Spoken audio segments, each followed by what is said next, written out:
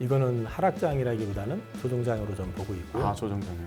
기간을 가지고 이제 얘기를 하라고 그러면 우선은 3월 달에는 우리가 이제 어느 정도 알고 있으면서 잊고 있었던 게 많습니다. 트럼프가 불을 질러놔가지고 또 경기 침체 노이즈가 있는데 장이 일방적으로 빠지는 거를 트럼프 대통령도 쉽게 견디지는 못할 거다가 개인적인 생각입니다. 여태까지도 1기 때도 그래왔었지만 2기 때 어떤 근본의 체질을 바꾼다고 하지만 그 체질을 바꾸려고 하다가 자칫 잘못해가지고 진짜 경기 침체를 들어가면 정말 힘들어질 수 있거든요. 마가를 만들기 위한 굉장히 고도의 전략이 거기 숨어 있다. 근데 그 전략이라는 게 고도라고 하지만 그냥 심플하게 얘기하면 미국을 강하게 만드는 정책. 그렇게 말씀을 드릴 수 있을 것 같아요.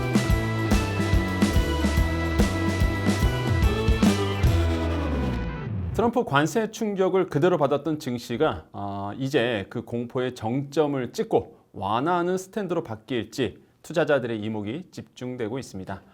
불확실성이 여전한 만큼 지켜봐야 할 것들이 많은데요. 하나하나 살펴보도록 하겠습니다. IM증권 서울금융센터 이영훈 이사님과 함께합니다. 안녕하세요. 네, 안녕하십니까. 네, 그 트럼프 대통령의 관세 정책이 뭐 왔다 갔다 이랬다 저랬다 하는 것 같습니다. 그래서 일각에서는 이런 이유가 결국에는 이제 환율 전쟁에서 승리하기 위해서 아니면은 뭐 미국의 막대한 금융 부채의 이자를 좀 줄이기 위해서 뭐 이런 얘기가 또 여의도에서 또 나오기 시작했어요. 그래서 어떻게 보고 계신지 그 관점 좀 말씀 부탁드리겠습니다. 일단 관세를 가지고 지구 흔드는 걸 보면은 우선은 목적이 뚜렷합니다. 그러니까 전 세계를 대상으로 한꺼번에 터뜨린 게 아니고 제일 먼저 멕시코, 캐나다 그리고 콜롬비아를 대상으로 했잖아요. 콜롬비아는 바로 고개 숙였죠.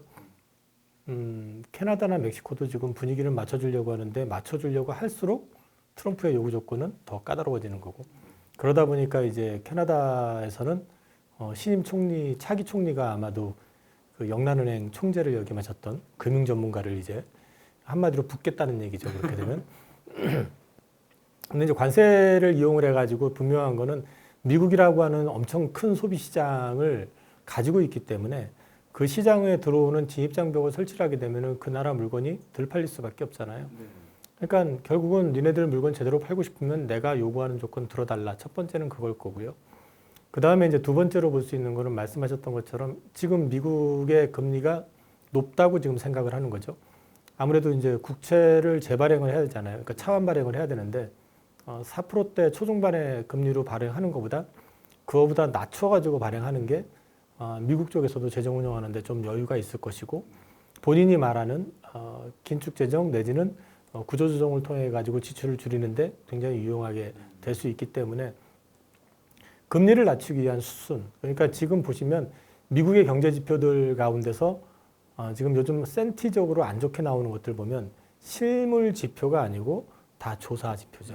그러니까 응답을 해가지고 이제 얻어내는 리서치 지표죠. 말하자면은. 이제 그런 지표들이 지금 안 좋게 나오면서 전체 시장을 흔들었었던 거잖아요. 그래서 파우르 장이 발언을 통해 가지고 실물 지표 괜찮다. 여전히 경제 굳건하다라는 얘기를 했고 굳이 할 필요가 없는 얘기를 또 그 말을 받아가지고 트럼프 대통령이 주말에 때로는 어떤 경제적인 측면에서 전환점에 와 있을 수도 있고 또 각오도 해야 된다는 식의 그러니까 경기 침체를 이제 염두에 둔 발언을 했다라고 해석을 해가지고 주가가 급락을 한 거죠. 그거는 보셔야 되는 게 그렇게 급락을 하고 나니까 바로 금리 인하 가능성이 4회까지 이제 나오기 시작하잖아요.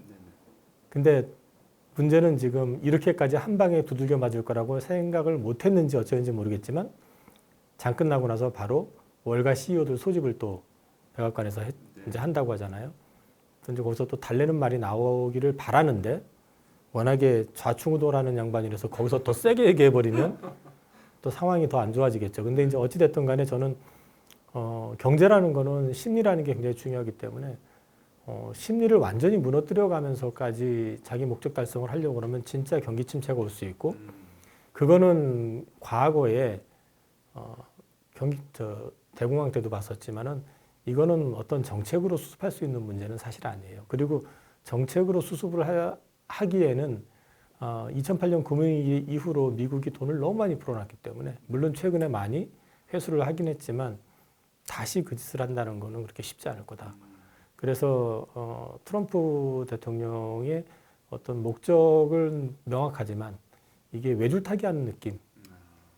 이게 생각대로만 되면은 자기 생각대로만 되면은 미국이 제조 강국이 되고 또 인플레도 잡고 그러면서 고용도 늘어나고 뭐 여러 가지 면에서 좋아질 것 같지만 문제는 그게 모두가 선순환하면서 가져가는 게 아니라 남의 걸 뺏어와야 되는 거고 상대방을 굴종을 시켜가지고 내 목적을 달성을 해야 되는 거기 때문에 여기저기서 충돌이 생길 수밖에 없는 거거든요.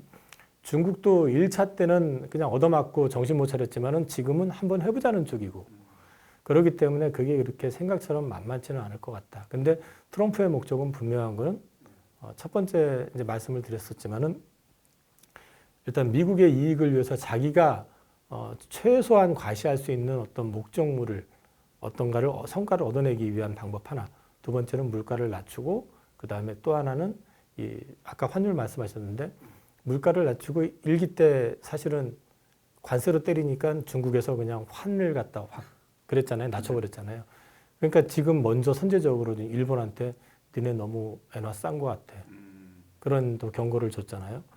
그렇지 않아도 지금 일본은 또 인플레 얘기 나오고 지금 디플레 탈출 선언 한 해 만에 하고 있는데 그렇게 나오니까 엔화가 강세가 나와버리고 이제 이런 분위기가 형성이 되고 있는 상황이라서 환율을 어떻게 할지는 그 자기가 결정할 수 있는 건 아니잖아요. 뭐 일본이나 이런 쪽은 말을 들을지 모르지만 중국이 그런다고 해서 지 말을 들을 것도 아니고 그렇기 때문에 이제 그건 단정적으로 얘기하는 어렵지만 분명한 거는 미국은 제조 강국이 되길 원하는 게 첫 번째고 두 번째는 무역 적자를 줄이길 원하는 거기 때문에 궁극적으로 수출이 잘 되길 바랄 거고 그 과정 속에서 인플레를 잡아야 되기 때문에 유가를 떨어뜨려 놓고 떨어뜨려 놔야지 그 다음에 달러 가치가 떨어져도 인플레가 안 오죠.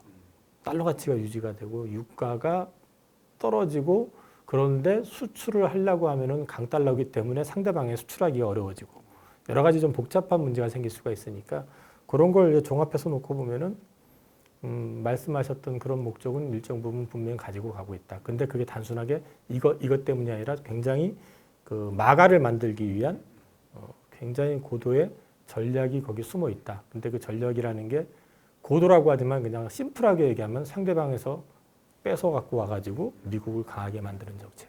그렇게 말씀을 드릴 수 있을 것 같아요. 지금 워낙 그 주가가 지금 조정받고 있어서 이게 시장에서는 이게 얼만큼 갈지 그리고 이게 뭐 실제 뭐 조정장인지 아니면 추세적 하락으로 가는 건지 좀 많이들 궁금해하시더라고요. 그래서 좀 어떻게 지금 시장을 보고 계시는지도 굉장히 좀 궁금합니다. 일단 또 헷갈리지 않기 위해서 먼저 이거는 하락장이라기보다는 조정장으로 좀 보고 있고요. 아, 조정장이요. 기간을 가지고 이제 얘기를 하라고 그러면 우선은 3월 달에는 우리가 이제 어느 정도 알고 있으면서 잊고 있었던 게 많습니다. 어찌됐든 간에 지금 트럼프가 불을 질러놔가지고 또 경기 침체 노이즈가 있는데 지금 미국 증시를 보면 나스닥 같은 경우는 이제 확연히 조정에 들어간 모습이 보이잖아요. 이 그림은 어떤 그림이 나와도 다시 급반등하기는 쉽지 않은 그림이에요. 그러니까 옆으로 최소한 기간 조정, 더 빠지든 어쨌든 기간 조정은 받아야 되는 그림이 나온 거고 그리고 지금 해필이면 M7이 다 거의 다 반도체와 관련돼 있죠. 뭐 AI가 됐든 뭐가 됐든. 근데 이제 반도체 쪽 관련해 가지고는 지금 확장보다는 규제 쪽으로 자꾸 방향을 잡고 있죠. 중국 쪽으로 물건 나가는 거를 더 규제하려고 그러는 거죠, 지금. 그러니까 이제 센티 자체 전반을 놓고 말씀을 드리면 미국 증시는 일정 부분 조정이 불가피한 것 같다. 근데 여기서 뭐 급락해서 폭락이 가는 게 아니라 빠지더라도 계속 저점을 조금 낮추는 정도에서 이제 흔들리는 그런 패턴이 될 가능성이 높고 여기서 많이 빠지면 엔비디아 같은 것도 이제 밸류에이션이 확 싸져 버릴 수도 있잖아요. 그러니까 뭐 아주 심각하게 저는 빠질 거라고 생각은 안 하지만 어쨌든 조정권에 들어간 거라고 보아야 될 것 같고요. 트럼프가 여기서 또 살짝 달래는 말 나오고 또 과열되면 또 이상한 소리 하고 그럴 가능성이 높다고 보고요. 테슬라가 워낙에 얻어 터지니까 트럼프 대통령이 뭐 열심히 일하고 있고 조국을 위해서 일하고 있는 왜 일론 머스크가 욕을 먹어야 되냐 뭐 그러면서 급진적인 상대방이 어쩌고 하면서 이제 네네. 내가 내일 테슬라 사줄게.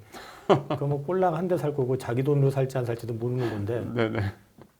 아무튼 그것 때문에 테슬라가 지금 그러니까 장외거래지만은 플러스가 났더라고요. 그래서 신경 쓰고 있구나라는 거 이제 보여주고 있는 상황이죠. 그러면 이제 뒤집어 놓고 얘기하면 장이 일방적으로 빠지는 거를 트럼프 대통령도 쉽게 견디지는 못할 거다가 개인적인 생각입니다. 여태까지도 1기 때도 그래 왔었지만 2기 때 어떤 근본의 체질을 바꾼다고 하지만 그 체질을 바꾸려고 하다가 자칫 잘못해가지고 진짜 경기 침체를 들어가면 정말 힘들어질 수 있거든요. 이거는 몇 년에 걸쳐가지고 약간의 버블성으로 해서 좀 올라온 측면도 좀 있기 때문에 이게 갑자기 한 방에 꺼져버렸을 경우에는 좀 힘든 상황이 나올 수 있기 때문에 그것까지는 만들 것 같지는 않다. 그래서 이제 그 중간 어디에서 계속 절충을 할 거고 그렇기 때문에 이제 관세라든지 이런 것들 당장 이제 내일부터 철강 관세가 부과될 거예요. 또 4월 2일부터는 또 상호 관세 또 다 한다고 하잖아요. 그건 가봐야지 되는 거고 이제 상호 관세 같은 경우는 어떤 식이든 관세는 일정 부분은 부과를 해나가면서 갈 가능성이 높다라는 게 개인적인 생각이고요. 오늘 전해드린 정보들 잘 참고하셔서 성공적인 투자하시길 바라겠습니다. 오늘 말씀 감사합니다.